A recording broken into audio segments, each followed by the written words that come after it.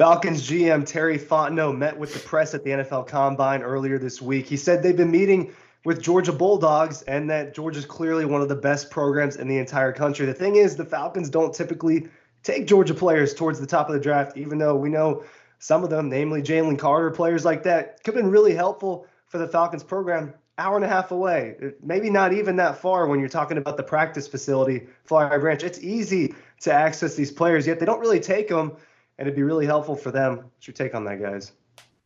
Yeah, I mean, we've been to pro days before, and we've seen Bill Belichick, laughing at Roquan Smith, throwing guys down, and he ended up taking Sony Michel. But there is an interesting twist because not every Georgia fan is an Atlanta Falcons fan, but a lot of them are. And it is frustrating when they do take a running back with Jalen Carter still on the board, and when they take a Clemson defensive lineman instead of Kamari Lassiter, and when they take a linebacker from Montana, who I think he's a halfway decent linebacker, but then, Nakobe Dean was still on the board. Nakobe Dean is a captain for the Eagles, right?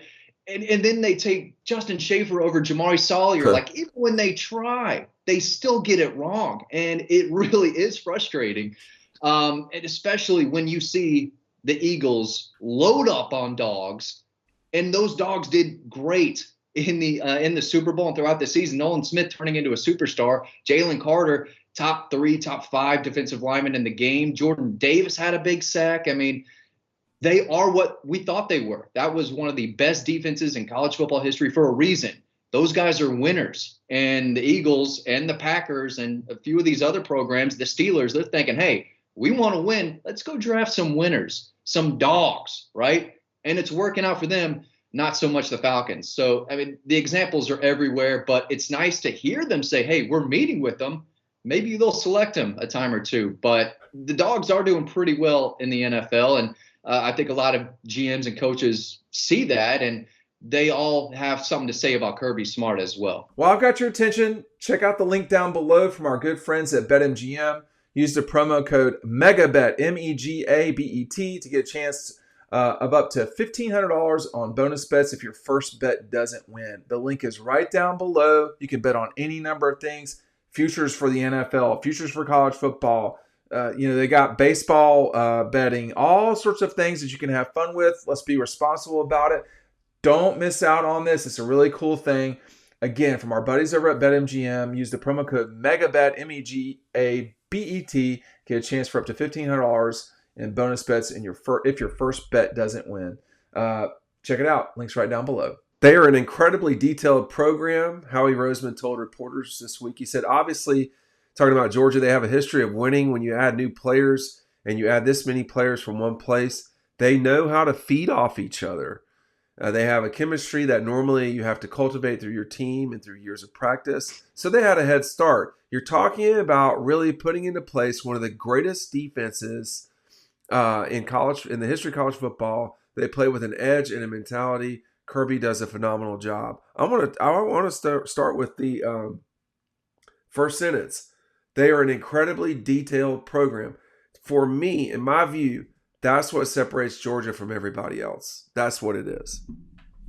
Yeah. And you go, Ryan. Sorry. look, I mean, we're talking about Falcons, the Eagles GM, the Texans GM last year, after they drafted Kamari Lassiter, and then a couple months into it, really learning more and more about who he was as a player. I can't remember if it was D'Amico Ryans, the head coach, or it was the GM, but they were both complimenting Georgia, and one of them said that no one develops these guys better than Kirby Smart does. And that's one of the differences, too. Kamari Lassiter is one of those guys that at the Orange Bowl, at the end of the Orange Bowl last year, he was up there on the podium with Kirby, and Kirby stopped and just talked about how much it mattered to him to play with his brothers one more time. Yeah. How he is going to be a first or a second round cornerback, and he didn't have to participate in that game, but he wanted to. That there are other programs out there that recruit like that develop like that. It's not just Georgia, but Georgia is one of these places where the attention to detail, the wanting to be a part of something bigger than yourself, the brotherhood, the connection, all of those little things matter on top of just recruiting really, really talented football players. It's that plus the character. And that's why these guys are getting drafted and succeeding.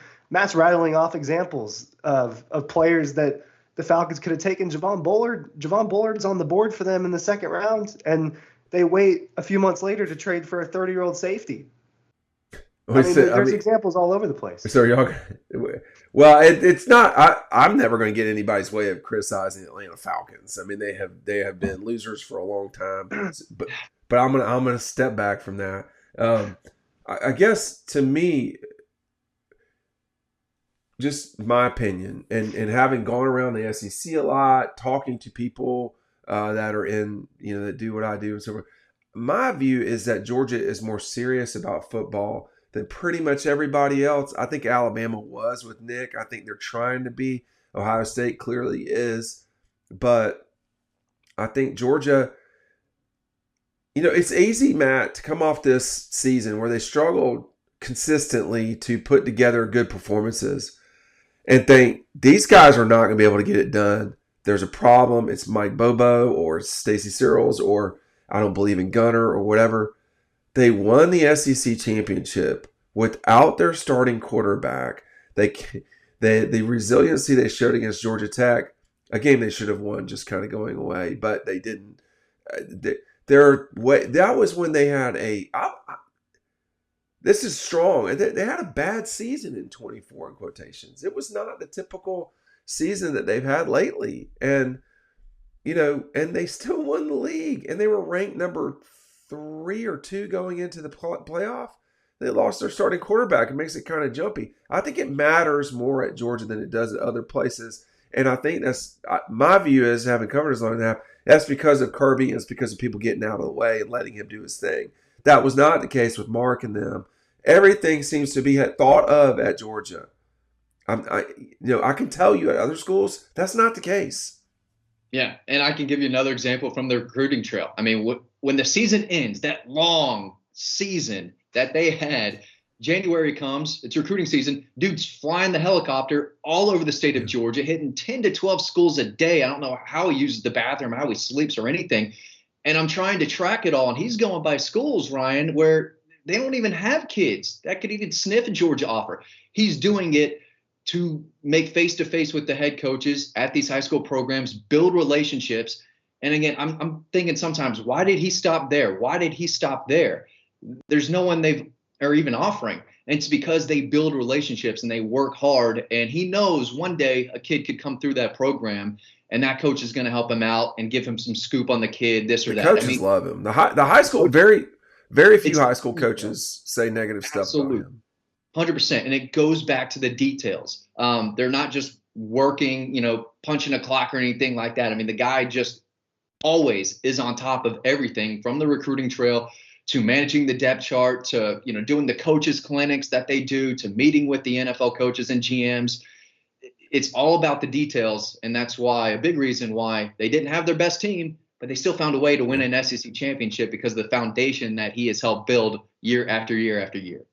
I don't think he sleeps much either. And he's told us that I think the earliest he goes home is 10 o'clock.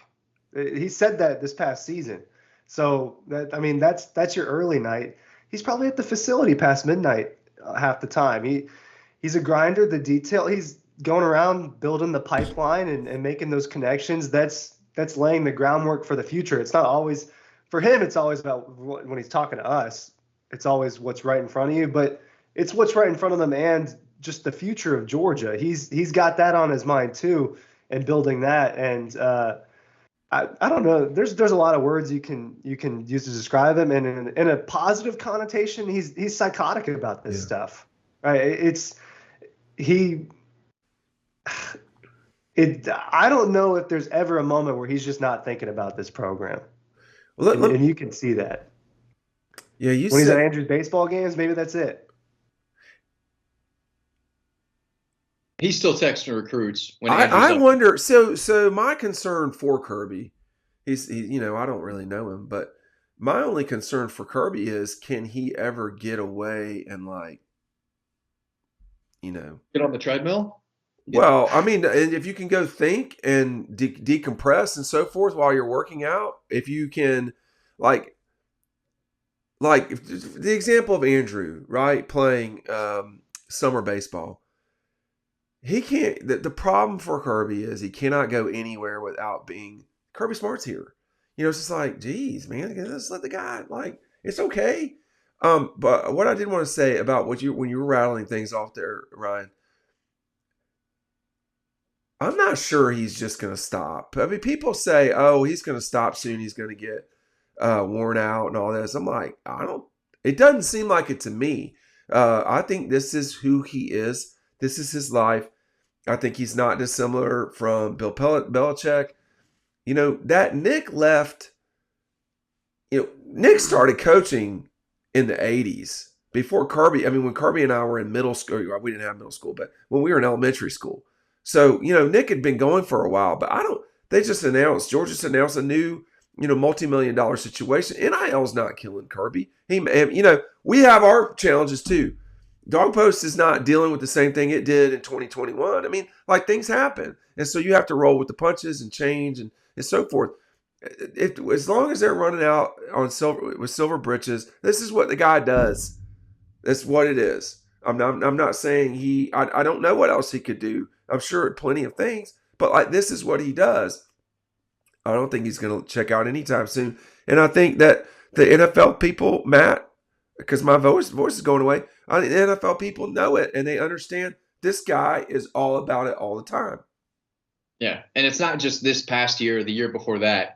You know, he was putting guys in the league when he was at Alabama. Oh, sure. You know, 2-3 defensive defenders in the first round felt like each and every year. So he is a well-known coach at that level, and I'm sure he'd be a great defensive coordinator if, as far as X's and O's goes, at the next level. But he is that head coach, general manager type. Why would you know? Just out of curiosity.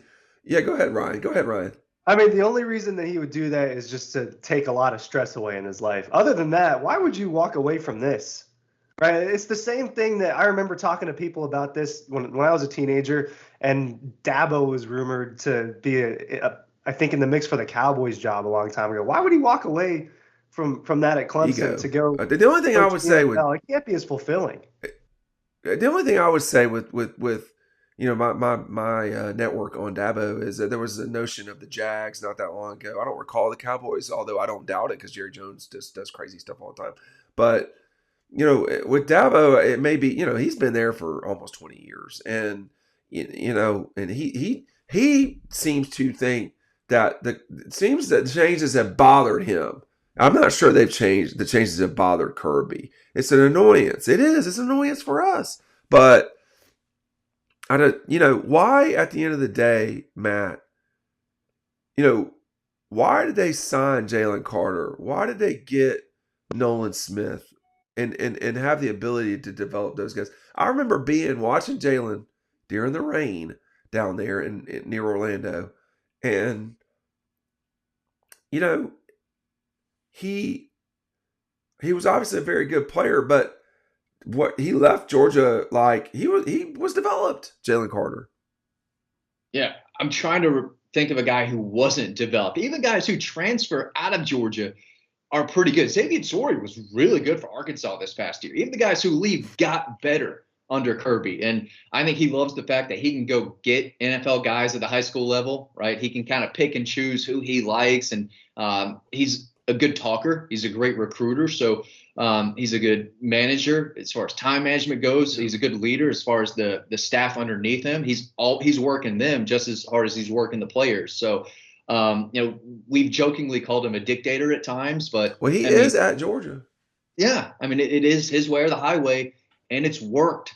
He's got 2 national championships in the last 4. He's got to make some changes, I think, and continue to adapt to, college football like every coach does. And Dabo's finally starting to kind of come around and adapt and do things different. But they think they're going to be good. Done a good job of adapting so far. They think they're going to be good. We'll just see about Clemson. You know, their basketball team is exceptionally good. I will say that. I don't think they're going to win the national championship, but they're very, very, very good. Thanks for watching.